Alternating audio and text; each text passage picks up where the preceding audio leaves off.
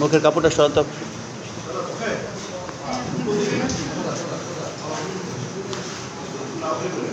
উপস্থিত গণমাধ্যম কর্মীগণ, অদ্য 25 জুলাই 2025 তারিখ গোয়েন্দা সূত্রে প্রাপ্ত তথ্য অনুযায়ী মাদারীপুর সেনা ক্যাম্প এবং মাদারীপুর জেলা পুলিশের সমন্বয়ে সদর উপজেলাধীন ঘুনশি নামক এলাকায় একটি অভিযান পরিচালনা করা হয়। এই অভিযানে সন্দেহভাজন কিছু ব্যক্তির বাড়ি তাদের শিরখাড়া ইউনিয়নের ঘুনশি নামক এলাকায়।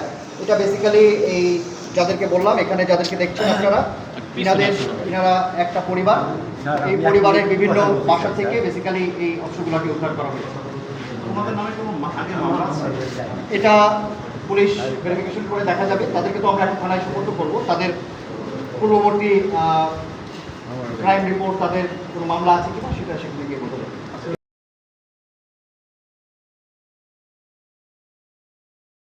আপনারা দেখছেন AN বাংলার নিউজ।